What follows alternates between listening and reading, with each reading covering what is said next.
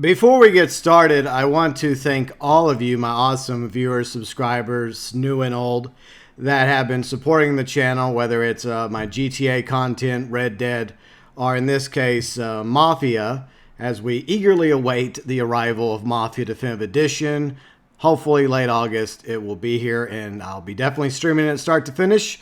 Before that, anything that comes out regarding Mafia Definitive Edition, I will be covering it just like we are today. I want to thank a few people as well in our Discord. We have an awesome Discord community, by the way. Senior Fish, along with Sedan, and then also over on the Mafia game Reddit page, along with John Dono 15, who put all this together that we're going to go over from the PlayStation UK magazine. And for those of you that are able to purchase the PlayStation UK magazine, this might be something that you may want to consider picking up. But for those of you that don't want to be spoiled, because I think there are going to be some spoilers from this article, unfortunately, I really wish Hangar 13 would do a better job of not spoiling Mafia Definitive Edition, because a lot of the story is from Mafia City of Lost 7. Like, I would say 95%. They're adding some extra stuff as well. But still, a lot of people that played Mafia the City of Lost 7, it's not a big deal for us. But you also have to look at the fact that this is also intended for new players that never played Mafia City of Lost 7. But anyway, some cliff notes from Sedan. Thanks, Sedan, for reading over the article. See, not too many major details, but there's some new ones. There's new orchestral soundtrack based and inspired on the original, but the original theme will return, so that's good. Awesome. See, optional transmissions, fuel economy also returning, which means your vehicles can and will run out of fuel. There will be entirely new missions and changes to others, such as one returning mission with a car chase involving Tommy riding a motorcycle instead of a car. And the story will progress from 1930 to 1938, just like in the original. At this point, it looks like they really did put the effort into making this a faithful recreation remake of the original, but updated it and expanded it, adding things like fuel economy that was absent in 3, and manual transmissions that we didn't have in 2R3. See, it feels like they really did care about adding little details and actually enhancing the gameplay experience. It's a cover shooter now, but it's well integrated into the mission design. So he has zero problem with that. My biggest concern is Tommy will move, shoot like Lincoln Clay more than a cab driver. And that's something that Hayden Blackman addressed a few days ago in the US Gamer article we went over with Mike Williams. So I don't think we have that to worry about. At least I hope that's the case. I think there will be similarities between Mafia 3 and Mafia Definitive Edition. But I think from what I've read so far, it seems like Tommy Angelo is not going to be a copy pasta of Lincoln Clay. So I don't think we're going to have that to worry about. Continuing, see, there's a more immersive thing rather than an enjoyable experience thing. And of course, technical bugs, issues. Yeah, that's something that we're all going to be concerned about, because there were issues with Mafia 3. There still are some, even though Hangar 13 cleaned a lot of that up.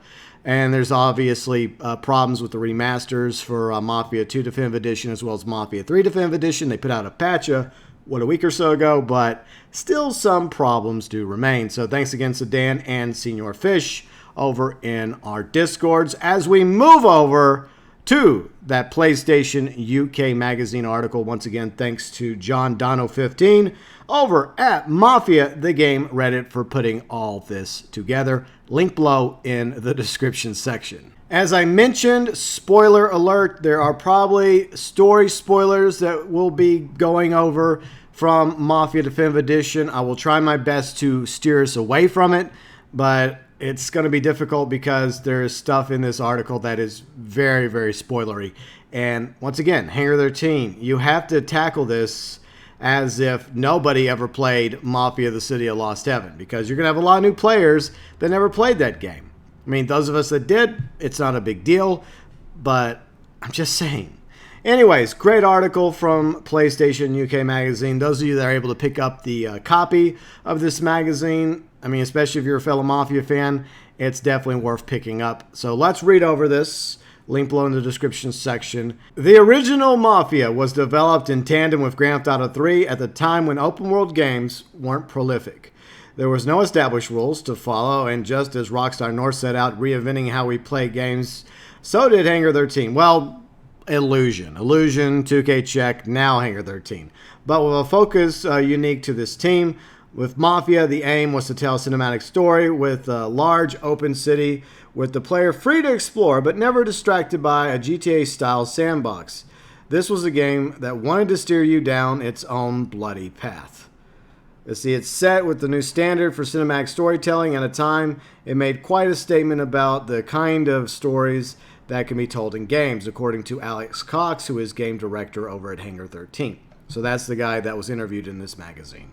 The 1930s Prohibition-era city with the backdrop of an engaging filmic flow. We follow the rise and fall of Tommy Angelo from taxi driver to mobster, and the open-world setting, was an advanced role-playing feature, says Cox. The freedom to explore enabled us to feel like we were living in the moment. It led to some unusual design choices. For example, there was no mini-map. You needed to hold the map to drive. You have to look around and learn the city, which is Lost Heaven. And as you're a player, there wasn't given much assistance, says Cox. Revisiting the original was really an interesting journey back into a different era of gaming and put into perspective how some of those things have changed. The Game Father. The Roundup remake for many of the original Mafia team isn't altering the classic formula. The goal is still to scratch beneath the surface of the American dream, offer some of the sharpest third-person shooting on the PlayStation, but taking inspiration from the remake of Resident Evil 2, the developers were refining, adding to, and enhancing the original game and its systems. As we chat with Cox, he describes how everything was on the whiteboard at one time, including making protagonist Tommy's girlfriend, Sarah, scratch that out and fix it. It's sad because I think this is actually the final print version. Good job, PlayStation UK. Going to make Sarah a playable character. Quote, to see the story from a different perspective, he qualifies. No, I don't mind having an expanded role for Sarah in Mafia Definitive Edition. More time with her. But no, the only protagonist in Mafia Definitive Edition should be Tommy Angelo. Continuing, the team even considered using this remake to introduce co-op and multiplayer. Now that is something I'm sure we're going to see eventually down the road in a future Mafia game, whether it's co-op and or like a Mafia Online. That would not surprise me at all. But anything that threatened the core experience of the game or could derail returning fans' enjoyment was left behind. Well, I applaud you all at Hangar 13 for putting ideas on the board and realizing that for this game, some of those ideas were probably better left scratched off. There is no multiplayer, confirms Cox. What we want to do is rejuvenate the game, make it relevant to modern players, but keep the spirit of the original. We have made changes, not to one-to-one copy of the original game, explains Cox, revealing new collectibles. For example, there will be a remake. Anything which we could add in to expand the game outside the regular design has been done. We've done everything we can to embellish, enlarge, and enhance the game. An example offered by Cox is moments when we drive between missions. In the original game, these were ironically given the 1930s setting. Completely silent, the banter we expect, a standard feature of open-world storytelling, sophistication of modern gaming, wasn't in the original Mafia, but it is now. Quote, so we've enhanced the story, we've added new experiences that weren't there before. Remade Man. This attention to detail and adding new context to events stretches into missions which are being refreshed to include visual gameplay, refinements, and new pacing. An early mission where you need to walk Tommy's girlfriend home safely has a new melee fighting system. The route you take has been embellished with incidental events happening around the characters to bring the world to life. But fundamentally, it's the same mission. You escort her home, you get accosted by some thugs, you have a cinematic melee, an encounter with him, and she takes you home to tend to Angelo's wounds. Once again, just nitpicking here, I wish there were some things spoilery that were left out of this article. Likewise, the shooting mechanics are being completely overhauled, meaning there's no naughties, squatting, and crabbing behind cover. As Cox explained, Mafia Definitive Edition offers an evolution of the systems used in Mafia 3. It's a cover shooter, and it's got significantly cinematic experiences to shoot through. Model T timeless, okay. Comical shooting aside, the original Mafia was a technical marvel when it released in 2002. The physics, the car handling in the particular felt realistic, ensuring that such vehicles as the Ford Model T were Snell, but others were speedier. Heavier cars hitting lighter vehicles would do more damage. It's part of Mafia's history, and Cox is proud of it. Quote, the driving system in Mafia is one of the features that has carried through. It's been worked on and been in Mafia 2 and 3, but fundamentally, I mean, it's not like it's the same code. It has been reworked because we're using different engine now, but it's similar developers, similar philosophy, similar outcomes, so we still got quite the realistic driving model. There are options to tweak the driving handling so you can play with the default, accessible, arcade-style handling, or embrace simulation mode and choose to have manual gear shifting, fuel economy, and various other realistic settings, such as simulation extends to the cars. We remember that the Model T being slow and you don't want to go near a hill in this classic. Yeah, that was an issue. Cox reveals the narrative's golden path always gives you good cars to drive, but in the heat of a chase, you may need to find alternative wheels, knowing that the world and its vehicles hijacking the wrong getaway car can lead to comical failure. We've expanded the list slightly more areas. We've taken some of the original models and updated them. We've added a few more where we feel that there's reason to add extra variety of interests or extra utility vehicles. We've added new vehicle types. You drive motorcycles now, which were not in the original game. That is actually new to the franchise because there are not motorcycles in Mafia 2 or Mafia 3. Motorbike Raider, let's see, the addition of motorbikes isn't just a fun gimmick. It taps into the developer's desire to enhance the original experience. One of the Resident Evil 2 scale changes Cox shares is that one of the missions of the original car has been replaced with a motorbike, and Tommy must speed through the city in hot pursuit of a rival mobster. Cox says it's an example of how we've tweaked the content, including some of the new mechanics. It's the same story intro, the same story outro, but the gameplay in the middle is you chasing a guy in the motorcycle. Guys are shooting Tommy with guns out the back of the window of a rival car, and you have to dodge and avoid the bullets. That's what's happening on screen, and using newly recorded dialogue to recreate the patchwork of audio atmosphere to enhance the visuals. Cox explained most of the missions in the original Mafia began and end at the Salieri Bar hideout. In the original, it was pretty much the same every time you went there.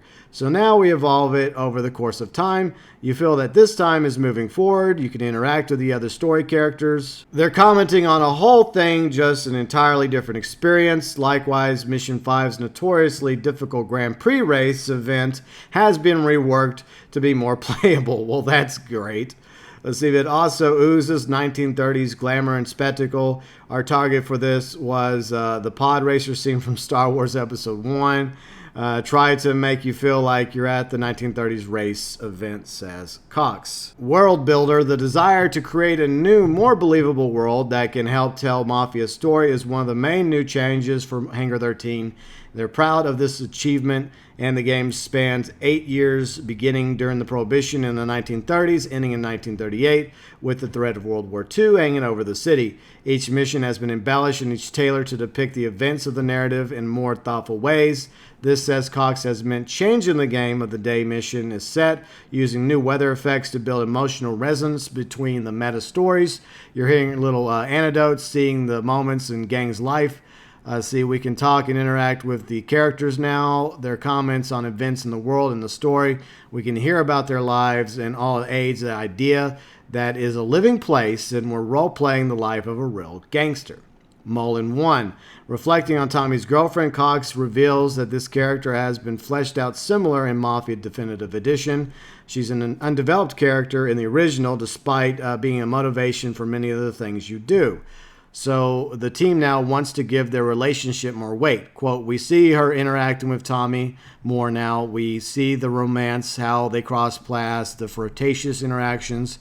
She is much more frequently in the game, and you're aware of the character and the way you weren't in the original game. You get more insight into the character, and actually, hopefully, as a player, you're going to feel more strongly about her, and you're going to understand Tommy's motivations. And like I said, I'm perfectly fine with him fleshing out characters, adding more time with Tommy and Sarah, Paulie, Sam, etc. That's perfectly fine. I think that's only going to make the game a lot more enjoyable. Base loaded, let's see, every mission has got a distinct look and feel much more than the original. Let's see, he explains how one mission set around a baseball game has been reworked to include more atmosphere or narrative details. The mission is made distinctive because everybody's talking about the big game. You're hearing it on the radio, and it's the incidental detail in the background. You're picking up newspapers, reading about it. There are all things that weren't in the original. This expanded narrative, these are the areas we expanded the story without changing it. We've been discussing planned changes, but remaking Mafia in a new game engine on the PlayStation 4. Yes, the PlayStation 4 Pro will receive enhanced features. I'm also expecting the Xbox One X to also have enhanced features too, because Mafia Definitive Edition is not exclusive to PlayStation. It's just that this article happens to be from PlayStation Magazine UK. So it is still coming, August 28th, PlayStation 4, Xbox One, and I'm sure there'll be enhanced versions for the Xbox One X as well. The new game engine has resulted in some accidental wonders. Cox explains how the original game made 18 years ago suffered from foggy to hide the draw distance, which even on PC in 2002 felt like the world was kept at a social distance. Jeez. But on the PlayStation 4, it has been jettisoned. The city of Lost Heaven has never looked like it does now. For one thing, you can actually see all of it from the air. We've based the city on the original, and it has revealed a whole new vista on the game's world that has not been seen before. I'm driving over this bridge. I'm seeing the skyline like I never knew existed because you just couldn't see it, laughs Cox. The upshot of the new engine grants Mafia's cinematic spectacle a new lease on life. When we ask which missions Cox is particularly fond of, he mentions a trip to the country in which Tommy and his gang head to the barn outside the city in the middle of the night for a big whiskey deal. Pure prohibition gangster fantasy. It's the Untouchables, Miller's Crossing, everything dressed in trench coats on a stormy night. It's a horror movie vibe, and Tommy is looking for his injured friend lost in the deserted, ramshackled farm. Enemies are popping out from the windows above you and around you. We've recreated this mission in a way that I think, again, is taking it to a new level in terms of presentation quality, but it will still keep the very memorable vibe, you know, sneaking around the farm with lightning striking and the storm swirling. It's super, super cool. If you want to go check out this article for yourself, as well as Mafia the Game Reddit page, all that, once again, linked below in the description section. And great read, and a lot of new information that has come out as we all eagerly await the gameplay trailer. Hopefully that's coming sooner rather than later once it comes out. Definitely going to be doing a breakdown video regarding the gameplay trailer for Mafia Definitive Edition. And I'm also hesitant to cover any future narrative trailers because it's the same thing I've been talking about in this video. My concern for Hangar 13 is that they're putting too much information, too much spoiler stuff from the main story. And I wish they would scale that back because some of us, yes, did play Mafia, City of Lost Heaven, and we know the basic of the story from start to finish. But a lot of new players are coming in for the first time. They don't want to be spoiled, and unfortunately in this article, great article by the way, by PlayStation Magazine UK, there is a little bit of spoilers in here, and yeah, I just really wish that they would, you know, just ease back on the spoilers. But anyways, that's just my thoughts, my views and opinions about the article, and for all of you able to pick up a copy of PlayStation Magazine UK, if you're a Mafia fan, highly recommend you do so, because it might be a collectible one day. And your thoughts, your views, and opinions regarding things you may have liked or not liked or excited for or concerned about when it comes to Mafia Definitive Edition coming August 28th to PlayStation 4, Xbox One, and PC. All your thoughts, views, and opinions, welcome below in the comments section.